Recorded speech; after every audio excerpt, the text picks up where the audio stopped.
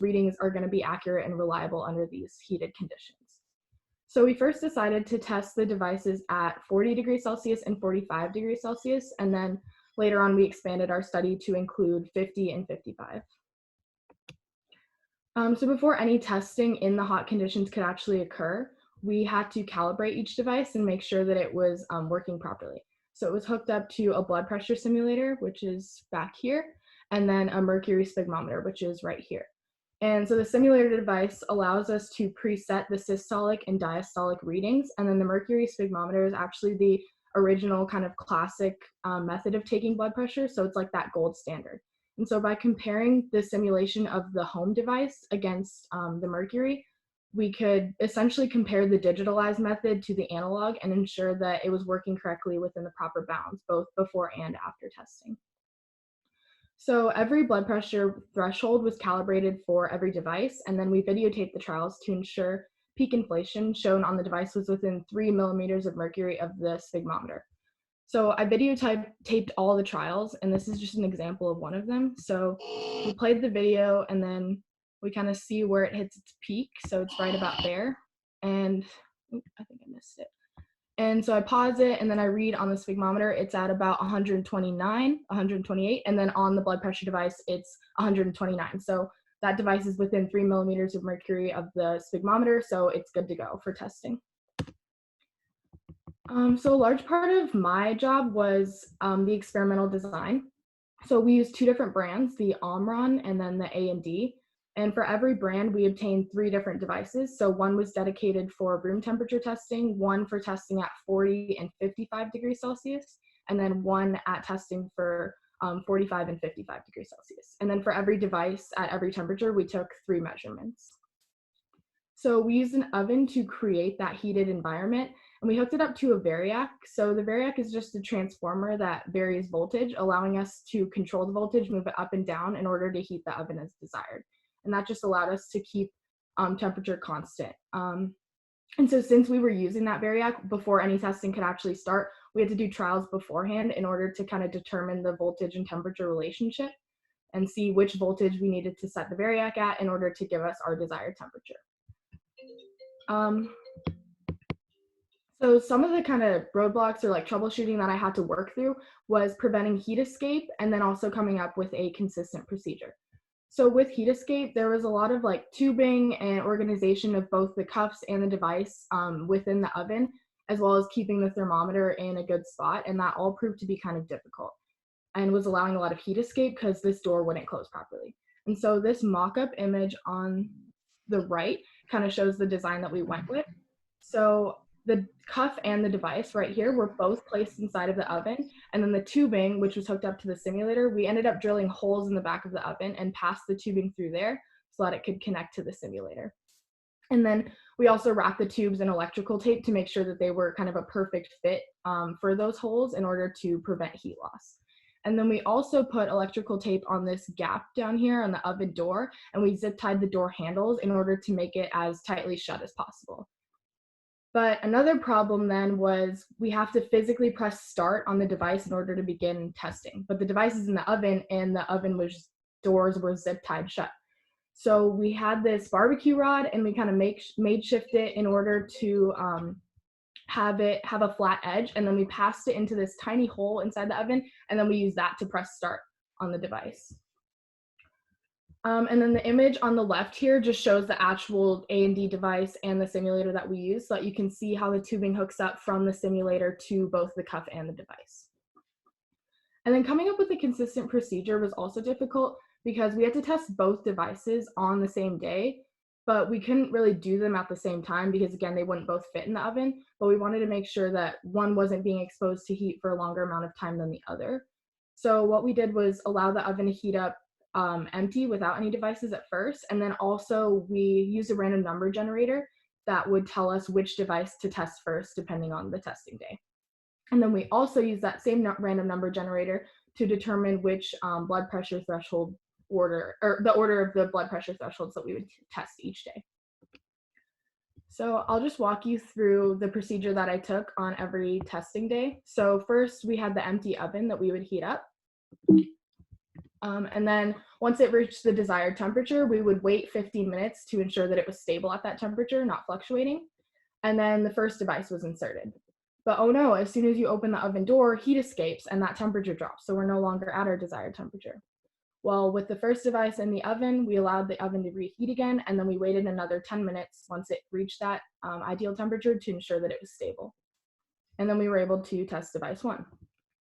So then we would remove the first device and insert the second, but oh no, opening the oven doors again caused heat to rush out, and so the temperature drops again. Well, a similar thing was done. We allowed the oven to reheat and then waited another 10 minutes to ensure it was stable. And finally, device 2 could be tested. So that was pretty much like the procedure for every day of testing. And since we test at 4 different temperatures, there were 4 different days of testing. So before I kind of go into my results, I just want to mention back about the calibration. So we had done that before, but then also after we did the testing, we calibrated again. And all the readings were still within 3 millimeters of mercury of the sphygmometer. So that just kind of confirmed that heating the devices didn't permanently alter them. And so since comparing the readings to the set levels on the simulator wasn't really a relevant way to be able to measure it, we instead compared the readings from the heated devices to those taken on the room temperature device.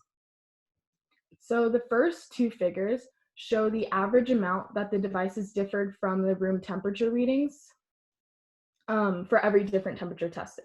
So along the x-axis here, you have all of our different temperatures that we are testing, and then along the y-axis is the average difference plus or minus 1 standard deviation that the heated temperature readings differed from the room temperature. And then so if you look at this 0 line, that represents the room temperature. So we were testing for accuracy and precision. So determining like the distance that each line is from that 0 line.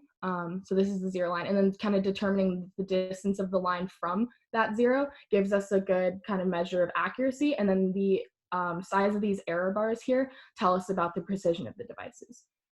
So if you first notice this scale difference, graph 1 has a much larger scale than graph 2, and then you can also kind of see that the lines differ, the lines on graph 2 are closer to the 0 line than on graph 1, and also the error bars are a lot shorter. And so that tells us figure 2 represents the Omron and figure 1 represents the A and D. And so the Omron device readings were both more accurate and more precise for every temperature. But we also decided to look at the data in terms of blood pressure setting. So we wanted to see if maybe lower simulated or higher simulated blood pressures might affect the consistency and accuracy. And so the next figures show the average distance from room temperature readings at each systolic, which is in figure 1, and figure 3, and then diastolic, which is figure 4 readings. So each graph shows the data from both devices combined. So in blue, you have the A and D, and then in orange, you have the Omron.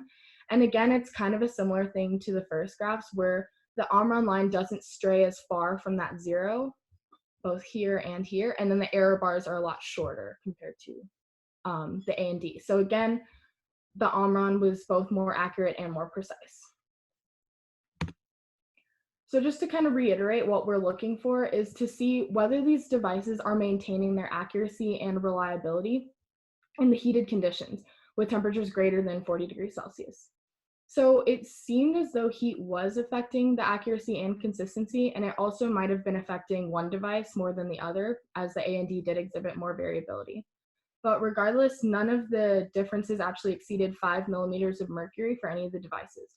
And then furthermore, if we kind of go back and look at these figures, there's no really consistent pattern to be found. So the variation kind of just fluctuates. There's no pattern or no set relationship. So that kind of means like as the temperature was increased or as the blood pressure threshold was increased, there wasn't an increase in variability or anything like that. It was just kind of random.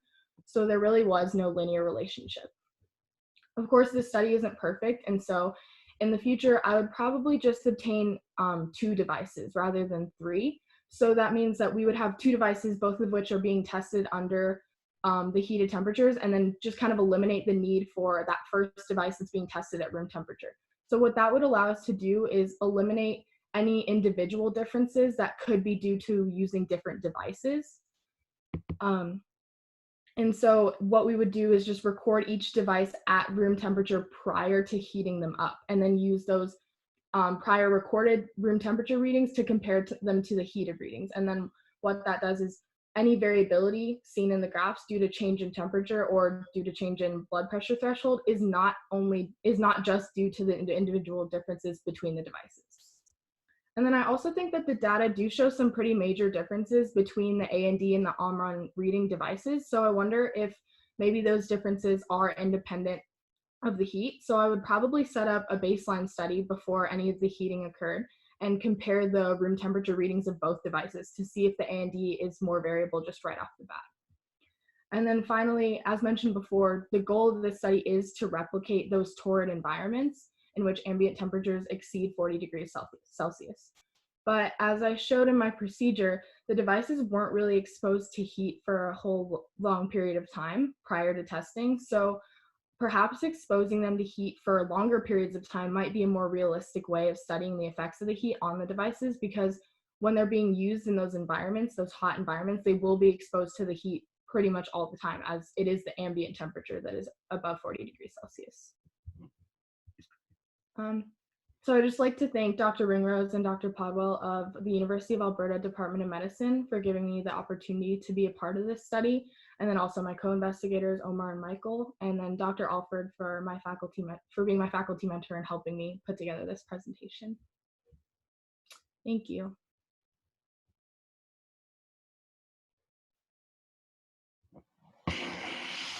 Okay, thank you, Jalissa. Great job. So now we have some time for questions. If anyone has a question, please just unmute your microphone and ask away.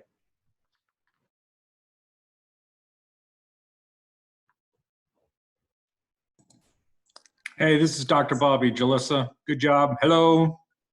Can you hear me okay? Hi. I was just sort of curious between the units.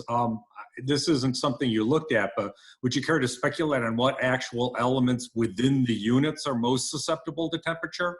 Is it batteries? Is it electronics? Is it the actual like membranes that are deflected by the pressure, things like that? You know anything about the design and what might be most susceptible to those differences in temperature? Honestly, I'm not sure. I do know like just a little bit of background of why they were doing this study is that those two lead investigators that I mentioned are in the works of coming up with their own blood pressure device. And so I know that was another kind of purpose of this study. And so I think that it was the batteries, but just like it's kind of interesting to know like them doing that test was kind of in order to be able to come up with their own device and make it not as susceptible to those heated temperatures. But I'm not sure like the actual mechanism of how the heat affects the device. Yeah, sorry.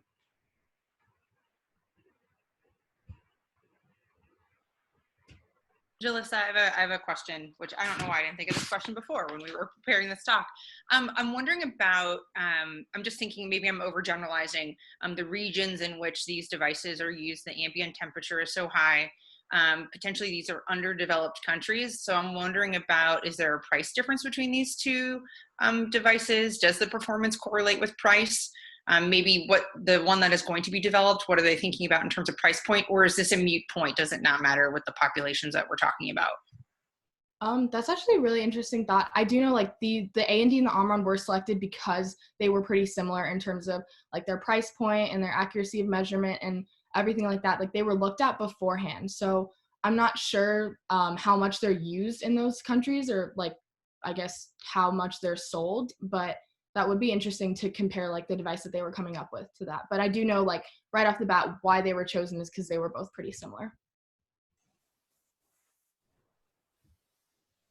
Jalissa, I'm sorry, I came in late, and so you may have already said this, but the fluctuations that you're talking about, you know, they might miss something in a diagnosis. What is kind of the worst case scenario of using these machines, you know, in an extreme temperature where they might misuse the data for a diagnosis?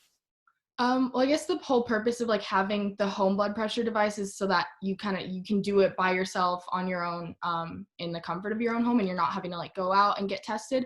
And so if it is inaccurate, it might tell you it might give like you kind of a false positive or a false negative. So it might tell you that your blood pressure is higher than it is, and then you might panic and go in, which probably wouldn't be as bad as if it told you that your blood pressure was more normal when it was actually elevated, and then you might have missed something, and when you should have been going into the doctor to get that kind of double checked, you're like, oh well, my home blood pressure device says that it's okay, and so I'm just gonna like keep testing and make sure that it's like, I mean, I'm fine. So I have a question. Mhm. Are these types of devices, I guess, used by a general public or mostly by people who already have pre-existing heart conditions? Like the only person I know who has one is my mom, who already has high blood pressure. If that makes sense. Typically, home blood pressure devices are used by people that already have pre-existing conditions because they're the ones that have to continuously monitor their blood pressure.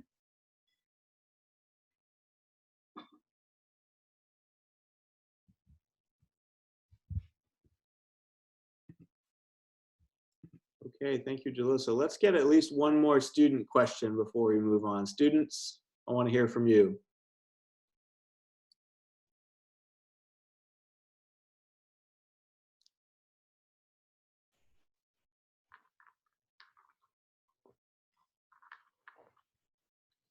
I came in pretty late, but how long did it take you to do all of this research? And I may have just missed that because I was halfway towards the end. Yeah, so actually the whole experimental design part is kind of what took the longest because like I said, the issues we ran into with like heat loss from the oven and being able to fit everything. So that part took, I think, about 4 weeks. We had a whole bunch of different designs that we had to work through and troubleshoot. And then the actual device testing only took a week because I was able to test 2 devices per day and we were only testing at 4 temperatures. But by the time like we got the design and then we also determined the voltage temperature relationship, which actually took a really long time, it was about the end of the summer. So we might have wanted to expand and actually include more temperatures, but at that point it was probably too late. So if we were to do this again in the future, we already have that experimental design and both the voltage temperature relationship. So we'd be able to kind of start testing the devices immediately and could probably include more and do more trials. I have one question too, real quick. How did you? I might have missed it, but how do you decide what statistics to use to figure out if your results were significant or not? So we were using the simulation, the blood pressure simulator to inflate the cuff and to give the readings on the device. And I kind of mentioned this a little bit before, but comparing like the reading on the device to what the simulator was set at, that isn't really a relevant metric. And so that's why we decided to dedicate one device of each brand to testing at room temperature. And so that's where the comparison was made. So we took an average of all the readings at say 40 degrees Celsius, and then we just compared those to the readings at room temperature from that same device. And then, from that same device brand. And then that's how the graph was come up. So the average difference plus or minus 1 standard deviation, and that's just in units of millimeters of mercury. Awesome, thank you. I might have missed this as well, but were any of the brands more or less reliable than the others, or was that inconclusive? I'll just pull up the graph again. So this is for by temperature, and again we have the A&D and the figure 1, and then Omron on the right, figure 2. So because the Omron, like those green lines are closer to that 0 line, we determined that it was more accurate, the readings were, and then also like these error bars are a lot smaller than over here with the A&D device, so we determined that it was also more precise. However, again, like we don't necessarily know that this was due to temperature, which is why I would want to go back and compare the two right off the bat, just at room temperature. Does that answer your question? Yes.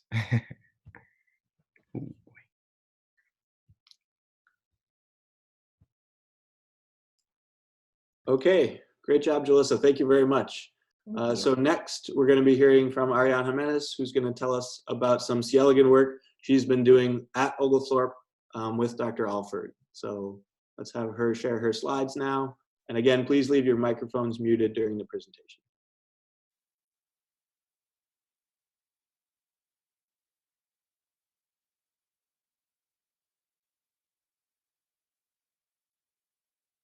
Thank you for the introduction, Dr. Walden. I will be telling you about the localization of FAP93 in Chlamydomonas reinhardti cilia. Before I get into the actual experiments, I want to give you a little bit of a background about cilia in general. So cilia are found all throughout your body. They're found in your airways to help clear mucus and other debris. They're found in your brain to help send signals to the rest of your body. And what most notably is remembered is they're found on sperm and fallopian tube cells when it comes to fertility. So cilium are eukaryotic, and they can either be motile or primary, which means non-motile. Generally, primary cilium are found in the brain to do the signaling. Here in the Alford lab, our focus is on motile cilia. So let me break down the structure of cilium for you. A cilium core is an axoneme structure. So what an axoneme structure is a microtubule core of the cilium. So over here is a microtubule core. This is a 9+2 microtubule doublet. And it's surrounded by a ciliary membrane. So when we think of the structure of a cilium, we liken it to that of an okra. So an okra is, as we have pictured here, no matter where you slice it along the okra, there's this symmetry. So if I slice the okra here, it'll look like this, similar to our microtubule doublet. Or if I slice it down here, it'll have a similar look. The cilium in general are very ordered and complex, and they have over 600 plus proteins that are precisely assembled. However, the orderedness and the precise assembly may not be what we thought it was, because we found this asymmetry along the axoneme. Bouillet et al., their newer data suggested this asymmetry. So likening it back to that okra analogy, instead of the cross sections being all like this, maybe at the proximal or the distal end of the cilium, so the bottom or the top, maybe down here it's not the same, or there's not the same number of seeds down at the top as there is throughout the rest of the axoneme or the cilium structure. So what happened is there was a confirmed protein enrichment through using imaging and biochemical data to find that here at the proximal end there are certain proteins enriched. To look at this further, I-track proteomic analysis was done, which is just a quantitative approach comparing short and long axonemes to see which proteins are enriched and if there is a direct relationship. So through the imaging and the biochemical data, one of these proteins we found enriched at the proximal end was FAP93, which I'm going to explain to you further of what we believe FAP93's role is. What we've been using to study the cilia is Chlamydomonas reinhardti. We lovingly call this unicellular green algae clammy. The reason we use clammy to study the ciliary structure is because it's structurally and functionally conserved. So that microtubule doublet that I was explaining to you earlier, this is what it looks like in clammy, and this is what it looks like in a human sperm cell. As you can see by the schematic that we have made in between them, they are nearly identical. So because of this, we use clammy to ask questions about the assembly mechanisms. So focusing on that FAP93 protein I just briefly told you about, we use Chlamydomonas to answer two research questions. The first question we look at is, what is this assembly mechanism of FAP93 relative to the other axonemal components? That is, the other of those 600 plus proteins that make up the cilium. So to first start this off, we have to perform what's known as a regeneration experiment. I'm going to briefly walk you through a regeneration experiment. So what you do is you first start off with full-length cilia or flagella. I'm going to use the two interchangeably throughout the presentation. So the full-length flagella clammies, we call them steady state. We prep them as we would for our other immunofluorescents, which I will walk you through in the next slide. After that, we take the same cells and we pH shock them. So what this does is the pH shock makes the clammy cells shed their cilia. Once they have shed their cilia, they will no longer be able to swim. So we will regenerate them, resuspend them in their media of choice. So for us, in these experiments, we used L media.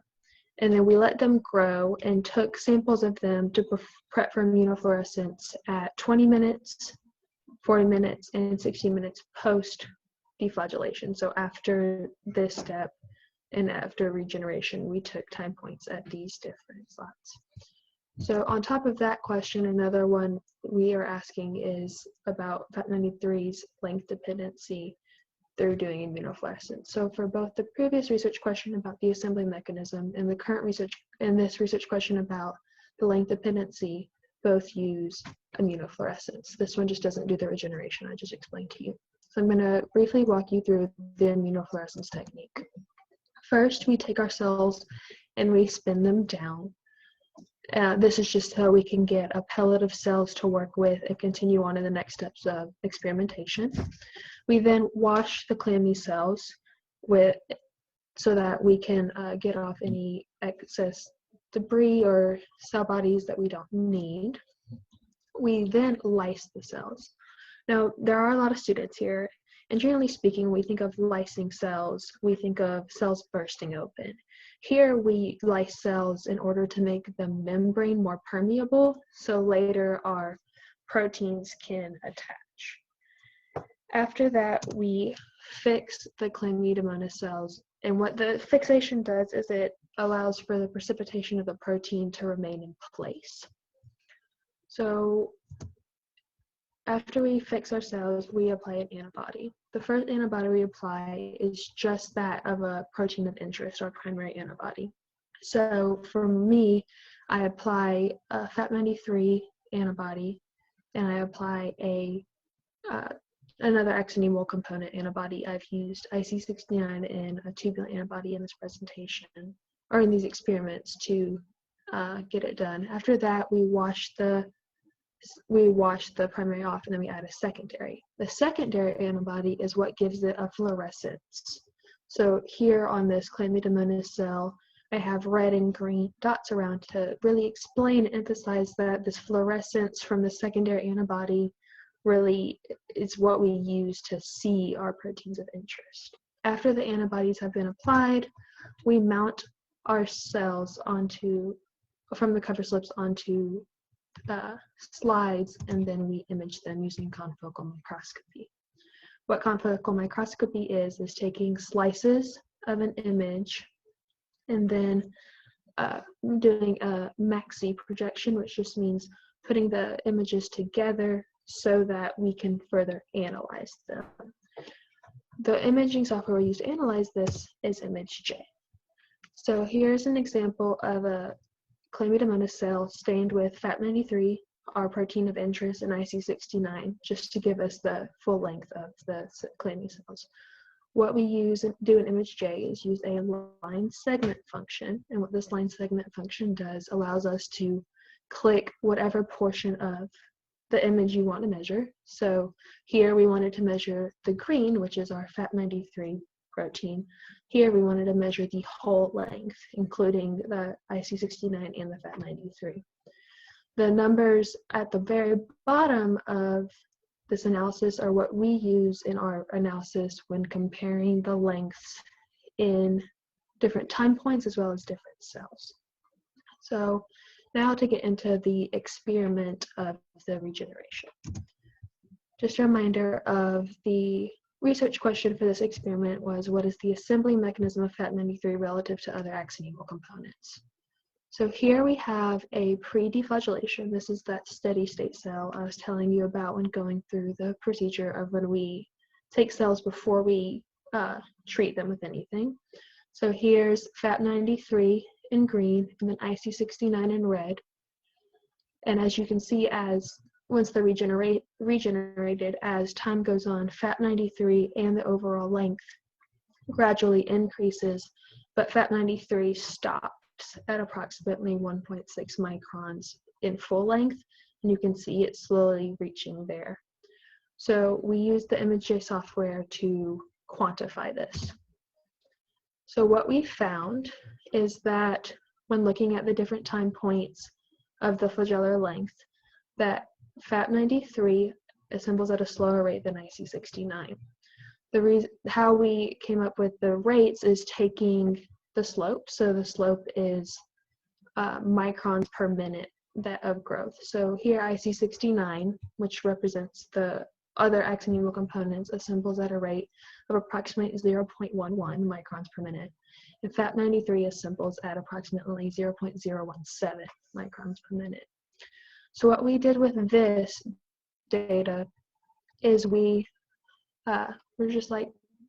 concluded that FAT93 assembles slower, which led us to wonder, does the slower assembly have another, or does the slower assembly affect the length of it in different mutants? So we took wild type cells, short flagellar mutant cells, and long flagellar mutant cells, and we did a FAT93 localization in these cells. So here our wild type cell, this is that steady state. Our short flagellar mutant is also at steady state, as well as our long. Visually, you can see that the FAT93 staining wild type compared to the other two varies. So here in short, it's shorter, and here in long, it's longer. And here we use 611B1 as our other axonemal component marker. This is the anti-tubulin antibody. So we wanted to quantify the difference. So first, we wanted to confirm that the wild type length was significantly different from the long flagellar length and the short flagellar length, to just not necessarily prove, but just to show that first the overall flagellar length is different before we compared the FAT93 length.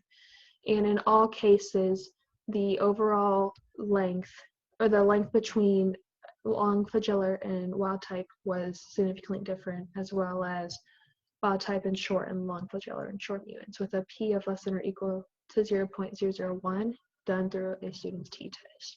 Next was to analyze FAT93. So when analyzing FAT93, we expect a result that seemed expected just because of the big difference in the overall flagellar length, was a significant difference between the FAT93 length in CC125 as well as in long flagellar mutants, which was seen with a p of less than or equal to 0.001. When measuring the LF5 FAT93, the long flagellar FAT93 to the wild type FAT93, we also found a significant difference of less than or equal to 0.005. So when we were analyzing the LF5 cells, we saw there were some dense parts of FAT93 and some diffuse parts of FAT93. So we wanted to compare the dense and the diffuse to this wild type FAT93 length. So what we found when comparing them is, when you just did the dense, which is what I showed you in the previous slide, that there's a significant difference in average flagellar length between the wild type and the long flagellar dense cells, but also there was a difference between the combined, so the dense and the diffuse and the wild type. So here on the right is an image of a long flagellar mutant. Here is what we're considering dense staining, and then here's what we consider diffuse staining. So after the dense staining, it increases a little bit, and you can see it on this side as well. So our next step in our research is kind of exploring this diffuse region. Does it change during ciliary assembly? So if we did the regeneration that I explained to you about as the first experiment, will FAT93 go longer, or is this length of different staining consistent or varied? So just some take-home points from my presentation. Cilia are complex, conserved, and very important to human health. CLAMI serves as the ideal model system to answer questions about ciliary assembly because it is structurally and functionally conserved. FAT93 assembles at a slower rate than other axonemal components and FAT93 is length dependent on overall flagellar length. Our question in progress is, why is there FAT93 diffusion in long flagellar cell mutants that's not seen in short flagellar or wild type cells? I'd like to acknowledge those who work at Oglethorpe University in the Alford lab and those who work at the Emory University in the Sale lab. Thank you. Do you have any questions?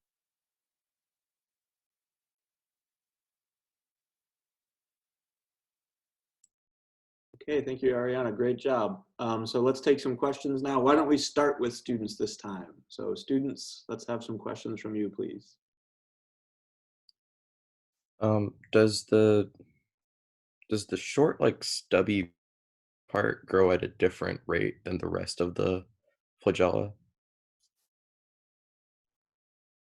At least we're able to determine that. Are you speaking of FAT93 relative to the rest, or this mutant? We'll go with the mutant. So the mutant is just, their assembly just stops short. So in that regard, they would assemble slower than the rest. In regard to FAT93 assembling slower than IC69, the other actinium components, we did that by doing this image J analysis and comparing the lengths. So we would take the averages of the length at 20 minutes for both the IC69, that total measurement, as well as FAT93, that shorter measurement. And when comparing them, the rates that we get, because the slope is the rate of assembly, FAT93 was shown to grow slower. Thank you. I have a question. So is that FAP93 component, is that like the part that connects the flagella to like the cell membrane? And then what's the main interest behind FAP93? Is it a lot of diseases are kind of like identified to come from a FAP93 mutation? So FAT93 is located at the proximal end. We believe it's used for stability, as to keep the cilium to the end, but we're going to be, the Alford lab is going to be working on a splaying assays to see if it is for stability in further experimentation. FAT93 specifically has not been compared to holding, it like isn't a protein that of homologs. However, with the cilium being nearly identical from clammy to humans, if FAT93 is used for stability of the cilium, this research can be applied to later invertebrates of, is there a protein of similar interest or a homolog of that protein to keep it bound as well. So like if it's used for stability in clammy, maybe it's also used for stability in another model organism to keep the cilium attached to allow for the swimming movement later, or just to keep it attached to the membrane if it's a modal. Thank you.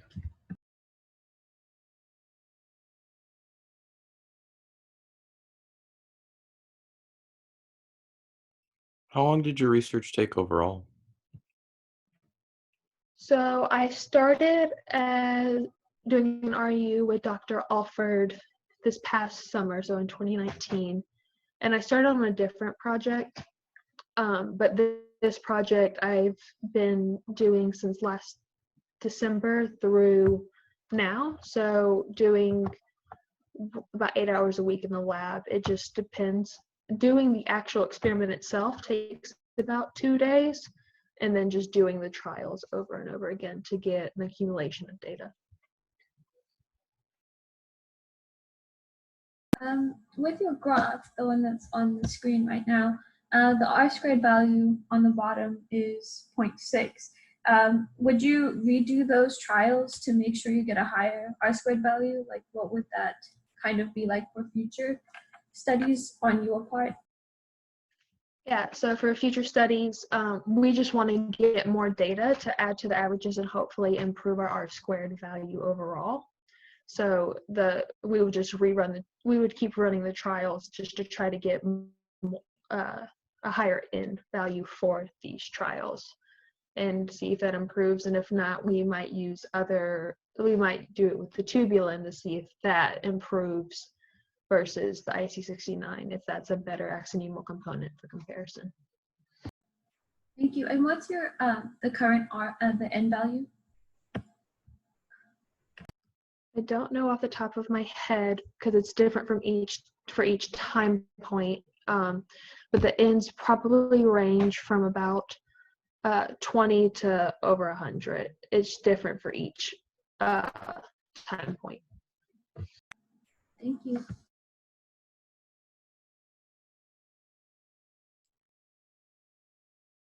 Okay, I've got a question that kind of leads off of that one. Is there a model that led you to fit these particular data with a linear fit like that? So I asked the question because your R-squared value would certainly be improved if you floated another variable, right? You can get a perfect R-squared value if you float enough variables. You need a model to add an extra variable, but is there a reason why you assumed that growth would be linear over these time periods? Just assumed it would be linear based off of other like regeneration experiments in general, like of just when I used to do like RMC2 work and do regeneration experiments, it would generally in between certain time points is when we expect the cilium to be a certain length. Mm-hmm. So that's why it was linear. We've also looked at other ways to present the data. This just seems to show the data's like the point of the data in our experiment in the best way. So like this shows the difference between FAT93 and IC69 more efficiently than it does than a bar graph per se. So okay. Yeah. So yeah, kind of what that question leads to is at some point the flagella stop growing, right? And then you're no longer going to be in that linear region. So at least yes. With the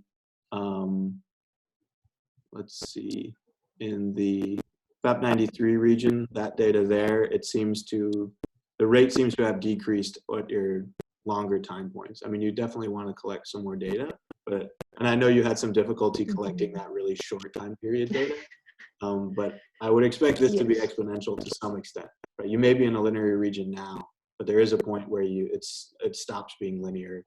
Otherwise, the flagella would just keep growing forever.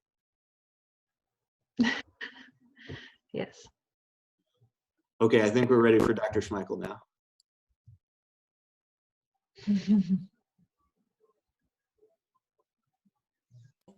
You opened the floodgates, Dr. Walden. You asked first. I have like 20 gazillion questions, Ariana, that I can't believe I haven't asked before.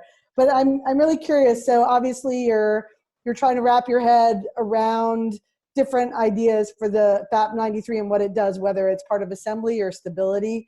I'm just curious if another way to get at this is to study the axoneme kind of outside of the membrane and like in vitro assembly assays. Is that something that people do, like isolate it and then do biochemical kind of addition kinds of experiments to see, to see if you can add on to things? Yeah, so that's kind of what was done when they did the eye track analysis, is they isolated the axonemes and they isolated the flagella that initially found this FAP93 protein at the proximal end. So I don't know if that's a way to further analyze it, but it's always something to look into. That sounds like that it's pretty rigorous and that the things that are sticking to the axoneme are going to stay there. Although there could be other things that are less strongly bound to it too, right? That we might miss by that analysis. I'm just curious. Yeah, that I don't know, but I'm sure we could, because the point of doing like the immunofluorescence data that I have been doing with Dr. Alford, it's supposed to mimic, like we saw similar to biochemical data previously done by someone in the cell lab. Thanks.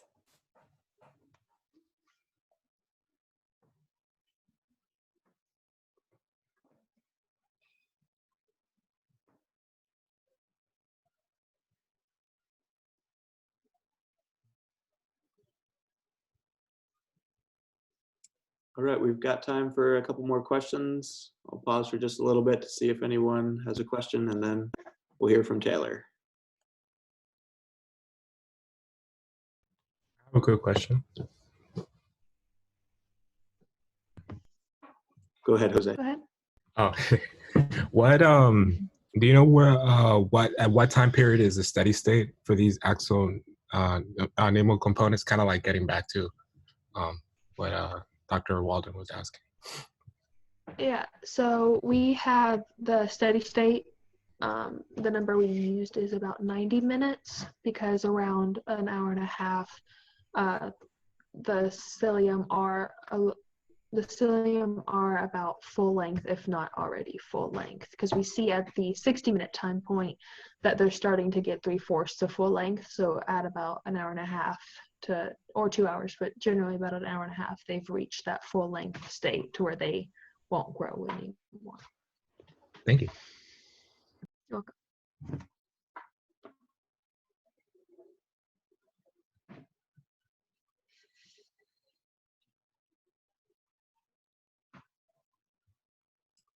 Okay, thank you so much, Ariana. That was a great job.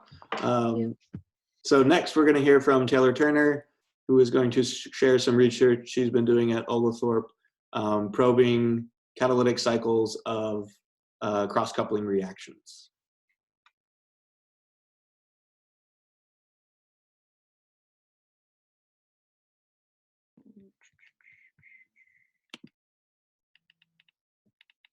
Okay, can everybody hear me? Good. Yes, okay. All right, so I guess, hi, I'm Taylor. This past summer, I was given the opportunity to do research with Dr. Walden, and during this time, I got to know a lot of the instruments we have at the lab and spend time in the new spaces and get acquainted with this project that I have been running with ever since. So I'm gonna be sharing with you guys about what I've learned in my research so far. I'm gonna give you a little outline of just like what's to come. I'm going to introduce some key concepts that have really laid the foundation of this project, and I'll tell you about the overall aim. Next will be synthesis, talking about how I made what I'm working with, and then characterization techniques will kind of tell about what I'm studying and what kind of data each technique brings to the table. And then lastly, I'll cover where I left off and some future plans for the research.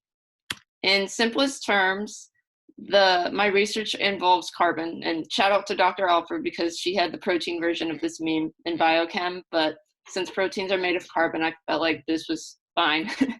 Anyways, anyone that's familiar with organic chemistry knows that the entire course is centered on carbon-containing molecules, their structure, properties, and everyone's favorite mechanism. So of all the studied reactions, one of the most important types is those that involve carbon-carbon bond formation. And there are several different types of reactions that can do this with different reagents and catalysts.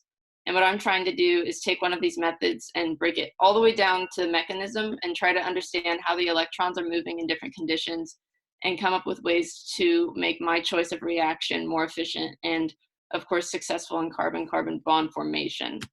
And that type of reaction is cross-coupling, and that's kind of like the whole focus of the project. And these involve carbon-containing starting materials, which often have an activating group. In this case, it's the X and the Y. And with the help of a metal catalyst, the activating groups are lost and new covalent bond forms. This technique is really useful for producing pharmaceuticals, such as the reaction pictured, pesticides, and several other important man-made compounds. And there are a few ways in which this reaction can be approached. The first two reactions shown here have a step that involves an organometallic nucleophile and an electrophile with a good leaving group, which is often a halide. And these two are not exactly the same because the second reaction involves the synthesis of the organometallic nucleophile. But in addition, both of these reactions also use a stoichiometric metal reductant. So that also means that the M in this is not getting used. And the X's aren't either, but metals often require more prep. They're kind of hard to get your hands on, and they can be really expensive, especially when these reactions, they often require palladium as a metal, and that can be pretty pricey. With the third example, cross-electrophile coupling, a sacrificial metal reductant is not used, but the reaction tends to be less selective. So in addition to R1 and R2 being a product, you also can get R1 and R1 and R2 and R2. but it is a lot cheaper than the other methods, and we can also monitor what's going on with electrodes, which kind of gives us more control and insight what's happening mechanistically in the reaction cell. But before I can make this product, I have to have a good transition metal catalyst to get the job done, which in my case involves a much cheaper and more available metal, being nickel. This is the proposed catalytic cycle that my nickel catalyst would go through as it's making a carbon-carbon bond. And if you're unfamiliar with catalysts, their importance is really for lowering energy barriers, speeding up reactions, or really making them possible. And so breaking this down a little bit, first at the pink box, it shows the activation of the catalyst, which involves a reduction, being the removal of the halogen ligands, and then the addition of electrons. Nickel 0 is a really reactive and therefore pretty unstable, but it's important to understand the reactivity of the catalyst and where these reduction potentials are occurring, so I can then enter the cycle and start going around about these elementary steps, such as the oxidative addition, and continue monitoring like the potentials that are happening at the different reductions, so I can maintain control. Given the goals, now I can give you a little rundown about what I've been doing in the lab since July. First things first, I had to synthesize my transition metal catalyst using protocols that were adapted from existing primary literature. This is a little schematic. It gives you of a visual of like how I started combining bipyridine, nickel 2 dichloride hexahydrate, all in a vial with ethanol. And what I would do is I'd purge the headspace with nitrogen gas, which is why there's like a Schlenkline apparatus there. And then I would like let it stir for some hours. And then after it was isolated with vacuum filtration and then set in a desiccator so it could dry out. And when I would come back to my synthesized materials, I would use several characterization techniques to make sure I was consistent each time I ran a reaction. And I was confident that I made what I set out to make. One of these techniques that I used or really started out with was ultraviolet visible spectrophotometry. The image on the right shows the basic components of the instrument. And what it does is it emits electromagnetic energy from a source onto the sample. And that's usually in a quartz cuvette. And then it focuses onto a slit. And then from there, a monochromator is used to separate the wavelengths. And then detectors measure the intensity at different wavelengths. And specifically with my starting materials, aromatics and transition metals are really good candidates for this technique, because transition metals have electrons that can essentially like jump up to higher energy levels, and then when they fall back down, they emit their characteristic colors. And aromatics like bipyridine have conjugated pi systems that absorb UV light. Given that, I was able to collect some data, and I was able to use it as a comparison for like my starting materials and my product. And this was really useful, that verifying my different substances were unique and that I had made something new in my synthesis reaction. And it was also really useful for monitoring reaction progress. I would take materials out of the vial at different points in the reaction. And since the reaction was ran in ethanol, I would just pop into a cuvette and see if the curves were changing or following the same path. And this was particularly useful for refining protocols that called for 12 plus hours of stirring time, but then were reduced down to about 2 hours. And then I continued comparing and characterizing what I had versus what I started with using another technique, that being nuclear magnetic resonance spectroscopy. This instrument's new to our lab. It came last year, and this summer I was able to learn how to use it and work up data. And I also took a course in the fall being organic spectroscopy, and one of its big focuses was centered on advanced operation and interpretation of NMR data. But essentially how it works is it uses a really powerful magnet to induce spin flips in spin active nuclei like hydrogen 1, carbon 13, and phosphorus 31, and several more. But basically what it does is when the spin returns to its normal state, it emits a radio frequency, and that is then transformed and gives a spectra to give like structural information in regard to placement of atoms and what's around them and how many of them there are, all of which is unique to a given compound. And protons are really abundant in organic compounds, so they were the nuclei I focused on when I used this technique. And so one of the first things I did was I started out with the NMR and looked at my starting materials, so I could kind of like learn how to read what was going on in the data I collected, and then use the spectra for reference material later.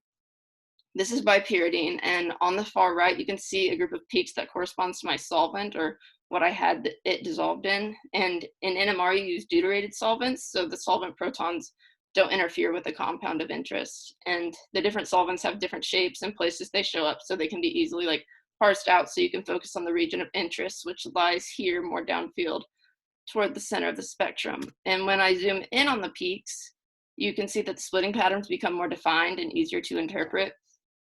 What I did is I highlighted different protons with different colors, which corresponds to the different signals. And there's only 4 colors because there are 4 different chemical environments given the symmetry of the molecule. And each proton has its own effective magnetic field, and each field is affected by nearby protons that can also experience shielding based on their position to other heteroatoms, which is why signals appear in different places. And neighboring protons, being no more than 3 bonds away, are also responsible for splitting patterns when protons have equal environments, and they'll share a signal too, and can later be integrated to reveal how many of them there are. And when you look at the different splitting patterns, they can kind of be determined, or they can be determined using Pascal's triangle, which I have here in the top right. So if an environment has, for instance, 0 neighbors, being the 0th row of the triangle is the top with the 1, then it will show up in a single peak.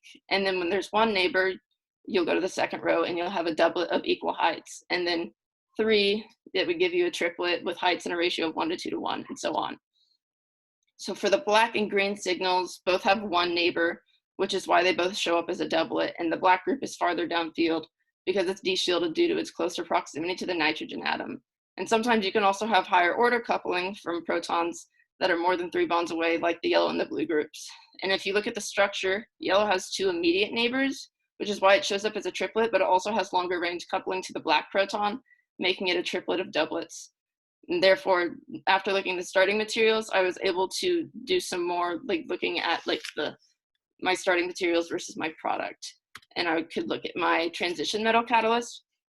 Unfortunately, the catalyst is paramagnetic because of the nickel center, and that means that it has unpaired electrons. So it kind of defies all the rules I've been taught about interpreting spectra, but it's still really useful for characterization. So for instance, you can see here that even after I tweaked all my protocols for synthesis, I was still making the same thing in December that I was in July. And similar to the comparison of what I did with UV-Vis, I did another experiment where I looked at my product and then spiked the sample tube with bipyridine. And what I saw was the bipyridine peaks all scrunched up right there in the middle on the blue spectra, and the peaks downfield were a little softened, but they're still there and in the same location, which is what matters and is good for like confirmation. So this is just another way of verifying that the original bipyridine completely reacted and something new was made, to kind of give me confidence that I have a transition metal complex and I can start characterizing it by how it behaves electrochemically and get me working on that catalytic cycle. So the technique that I used for the electrochemical characterization was cyclic voltammetry, and it's really been the bulk source of my data collection. And what it does is it measures the current that develops in the cell under the conditions of where voltage is in an excess. And my cell had a 3 electrodes set up with an electrolyte solution for conductivity and the analyte being my catalyst. And of the 3 electrodes, I had a pseudo reference electrode with a silver nitrate solution and a porous frit at the end. And this electrode measures the potential of the working electrode without passing current. There was a platinum wire counter electrode, which allowed for the passing of the current, and the glassy carbon working electrode, which is arguably the most important because that's where all the reactions are happening. And then also, it's whenever the current's being read, it produces the graphs that you can see over here on the right, which is just like a standard example of an oxidation reduction reversible couple on a voltammogram. And when you scan out to positive potentials to the right, you're looking at oxidation. And when you scan to the left, you're looking at reduction. So I can use these scans to look for reversibility of these couples and see how fast or slow these exchanges are happening. And then by varying scan rate, I can look at reversible couples and see if I'm having the same symmetry element like the duck shape on the previous slide.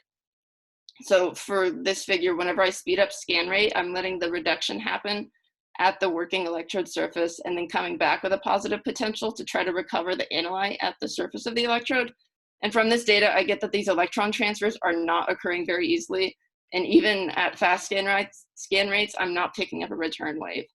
So in order to figure out why I'm not able to probe this oxidative feature, I have to look at more about what is happening with that reductive feature.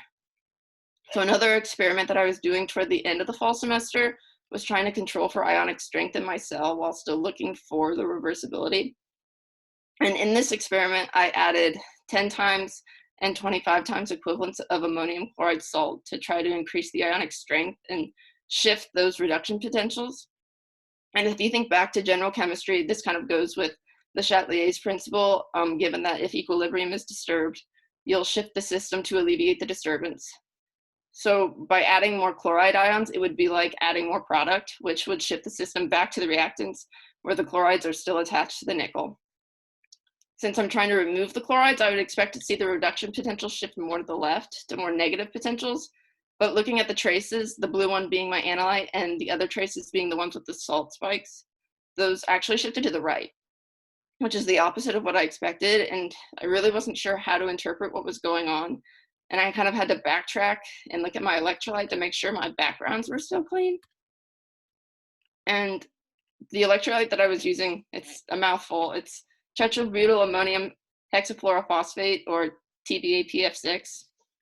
Normally these backgrounds should be really smooth and not have any features, but whenever I was just tossing salt into the cell, I was getting the same reductive features that I had when my analyte was in solution, which is an indicator that something's not right. And with my, it was either with the backgrounds or with the whole setup. And I didn't have any luck whenever I made a new electrolyte and tried to look at the backgrounds again. And then I also thought, like, maybe it's the ammonium ions from the salt having an effect. And if I could control for more common ions, I'd gain like a little more insight on why I was having trouble interpreting this. All of this brainstorming was happening at the end of the fall semester. And when I came back in the spring, I saw another red flag, which this was pretty hard to miss.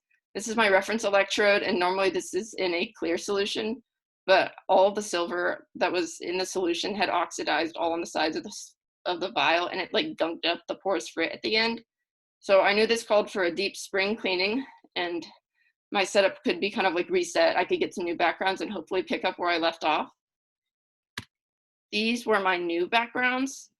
I was now working with tetrabutyl ammonium chloride and acetonitrile, so I could have matched for those common ions. And I was getting smooth backgrounds, with the feature in the middle being atmospheric oxygen, which we're not too concerned about. But once I felt confident about these, I was able to start adding my catalyst back into the cell. And I was able to overlay these scans, and I saw a reductive feature popping up around negative 2.2 volts. And I added in ferrocene to mark the feature's location for reference, because ferrocene shows up in the same place with the same reversible duct shape. Then I circled back and started adding back in the equivalents of the ammonium chloride salt, but instead the feature stayed in the exact same place, which suggests that the system was already saturated with chloride ions from the electron solution, and that the potential of the reduction was already as negative as it was going to get. With that being said, I still was looking for ways to better understand this reductive feature and like try to understand, like, am I generating the nickel zero species that I need to enter the catalytic cycle? And after using ferrocene as a location reference, we figured, oh, well, maybe it could also be used as a stoichiometric reference too, because since we know that its oxidation and reduction are equal to the loss and gain of one electron respectively, we were able to use the CV program that we have in the lab and integrate the areas of these features. And after averaging the areas of several voltammograms, we were able to get that the ratio of reduction of ferrocene to analyte was 1 to 2.21, which is really awesome, because that suggests that maybe this is the reduction that I'm looking for, and it kind of brings me one step closer to getting out of this pink box on the catalytic cycle and then start working my way around. And that really leaves us right about where I left off, which is kind of abrupt, but that's how I felt too. But the very last thing I did was I ran a synthesis reaction because I was low on my analyte, and we had just finally gotten the Schlenkline assembled, so I was using it to see if like it made a difference to have the continuous circulation of nitrogen gas instead of just spraying some in the vial and like shaking it up and hoping for the best. So I never got to see if that really made a difference. But I was also planning on using the Schlenkline to do cyclic voltammetry under inert conditions to see if we could eliminate that atmospheric oxygen peak that was near the middle of the backgrounds.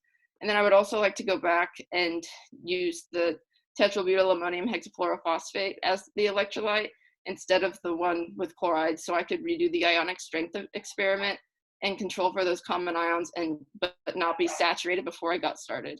In addition, Dr. Walden and I were looking into doing a bulk electrolysis experiment. That's that right there. And essentially what that would do is it has like a large working electrode, so it has like a bigger surface for reactions to take place, and it would hold the solution at a constant potential and use the same idea of integrating, but it would be a lot more accurate than what I did, and it would give like better data on the chemical equivalents that were exchanged at the electrode, which would be really useful in verifying that preliminary data that was gathered at the end to kind of allow us to keep moving through this catalytic cycle.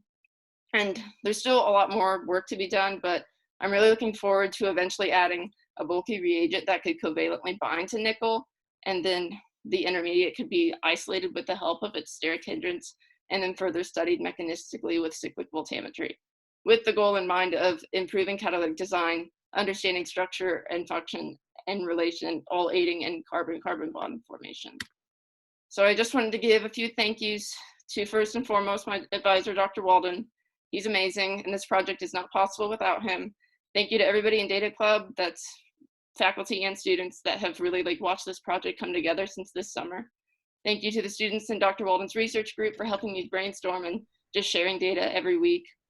And thank you to the Oglethorpe University for giving me the chance to do undergraduate research and really make the experience my own. And thank you to everybody else who came and attended today. And I will be happy to field any questions now.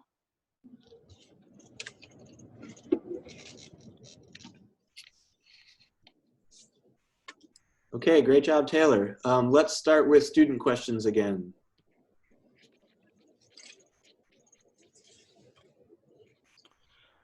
This is more of like a, I don't expect a super straight answer on this one, but if you were to put it in terms of like maybe time or just maybe just number of experiments, like just how close are you to really getting out of that pink box? I guess we really like had it on like the books, like it was going to happen, like having like something added in at some point in this semester, because that was like one thing that I really wanted to be like in my presentation. So I think it's probably pretty close, and then we'd have to work on isolation. But I also would want to go back and do those other things just to make sure like I'm feeling right about everything that's happening. But I feel like if everything would have been like us still at school and like still being able to work in the lab, I think I would have had some data like on that, or whether or not I was able to do that by the end of the semester.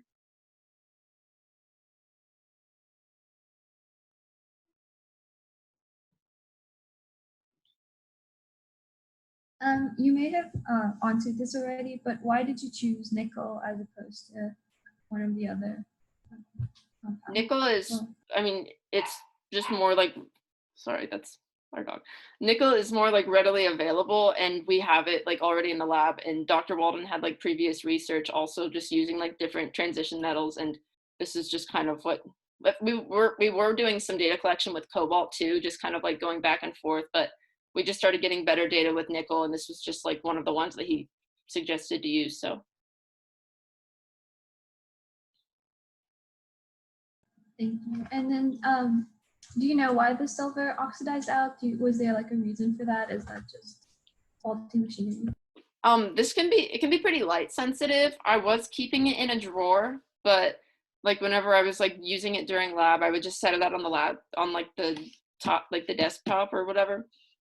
And I never had any problems with it, and it was in the drawer during all of winter break. So I don't know if it just like had finally had it and then it just happened in the drawer like once it happened, or if there was like a cross contamination in the cell, but now it's like wrapped up in foil just to kind of prevent for that light sensitivity, and I don't keep it out like on the desktop anymore, and I keep it in the drawer whenever I'm experimenting. But I think it's probably like the light sensitivity.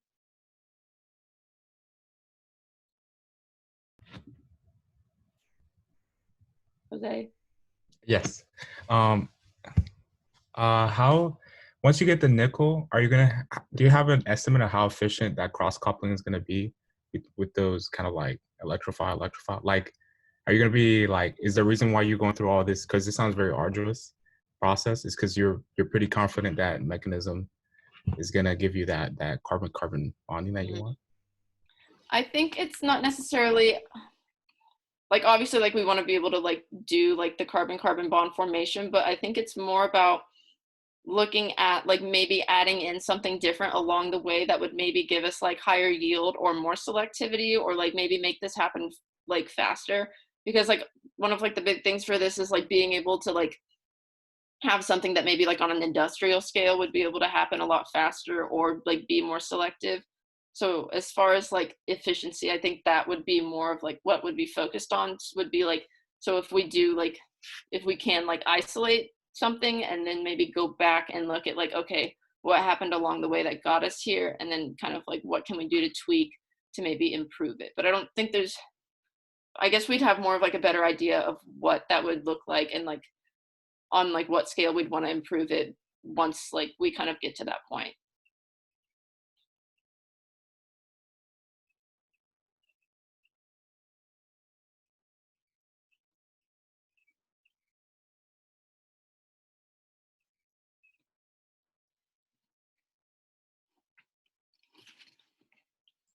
Okay, any more questions for Taylor?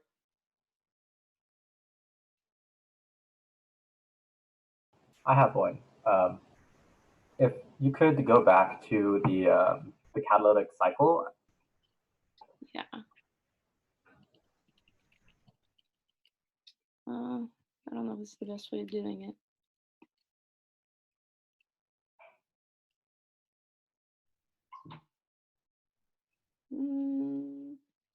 Yeah. Yeah. Okay, gotcha. I must have just missed all of the side products. Oh. Okay, gotcha. My question was, where do all the side products go, and what do you do with them? I guess they're just in the cell, and isolation would be like what we'd have to do like once we added in like the bulky reagent to try to like sterically hinder the catalyst. But they're just like in the cell, and since it's like happening with like the electrode, like it's just kind of like all being contained there. Okay, and you're not really worried about interference between that and your actual product? I guess it would be something to think about. We haven't been really too concerned about it right now because, kind of like mentioned earlier, we're still kind of stuck here. But once we add in reagent, that would be like something to consider if like a side product is keeping us from getting all the way around. Yeah, fair enough. Thanks.